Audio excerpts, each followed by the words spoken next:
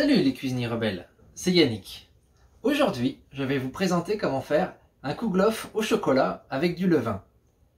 Dans une autre vidéo, je vous ai montré comment faire du levain. Maintenant, vous avez trop de levain à la maison et vous ne savez pas quoi en faire. Moi, je vais vous montrer tout de suite ce qu'on peut en faire. On va commencer par activer notre levain et une fois qu'il a bien monté, on va le tester, savoir s'il est prêt à être utilisé. Pour le tester, c'est très simple.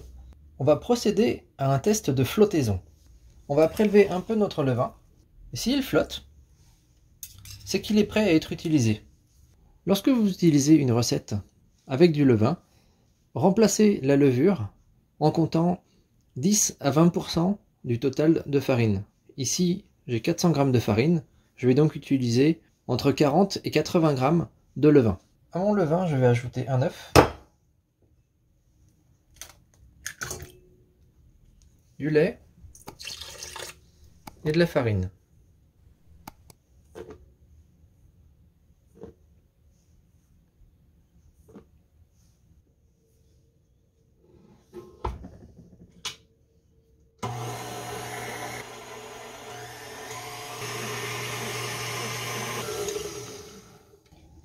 Une fois que tous mes ingrédients sont correctement mélangés, je rajoute de la farine et je vais laisser reposer mon mélange pendant 15 à 20 minutes.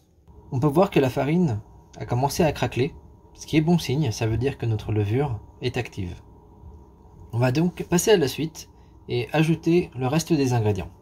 À savoir, on va ajouter le restant de lait,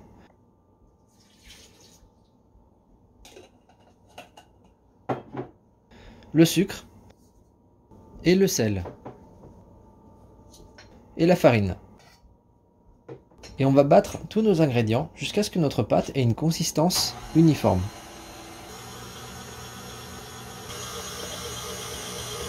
Une fois que notre pâte commence à avoir du corps et se décolle facilement de la paroi, on va pouvoir commencer à ajouter notre beurre.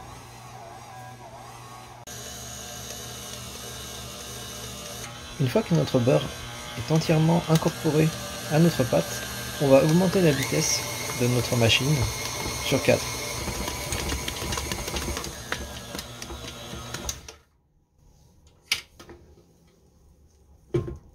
Une fois que votre pâte se détache facilement du bol, votre pâte est prête à reposer. Je vais couvrir mon bol et je vais laisser ma pâte reposer pendant au moins 2 heures.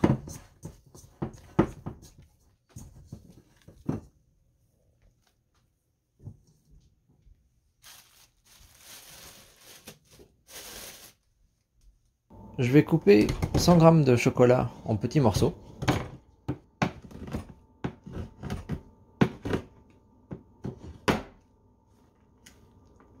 Je vais fariner mon plan de travail.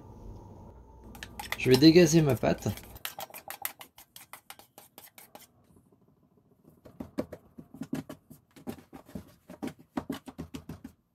Et je vais y intégrer le chocolat.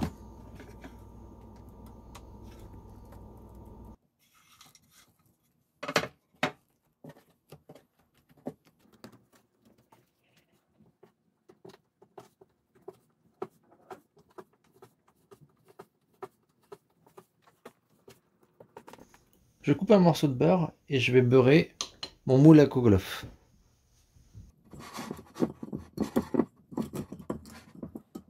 Une fois que le moule est beurré, je vais ajouter une amande dans chacune des cannelures. Et enfin, je vais déposer ma pâte.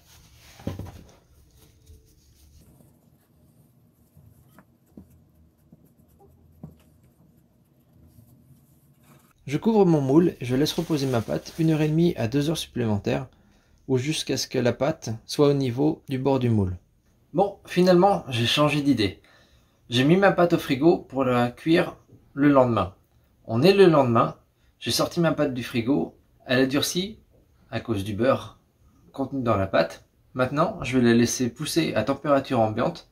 Je pense que ça va prendre au moins 3 ou 4 heures. Après 4 heures d'attente, j'ai préchauffé mon four à une température de 180 degrés et je vais maintenant cuire mon kouglof pendant 40 minutes.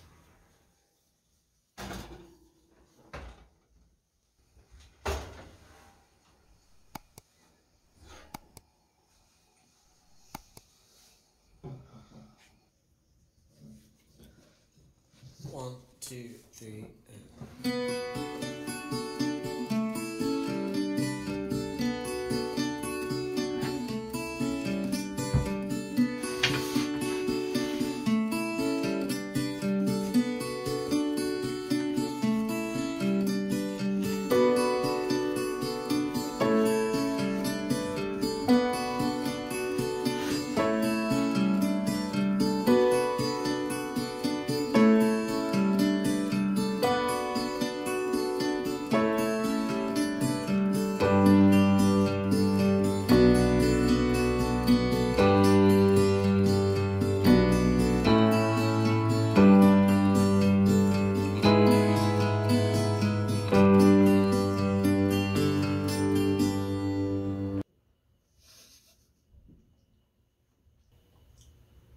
C'est délicieux.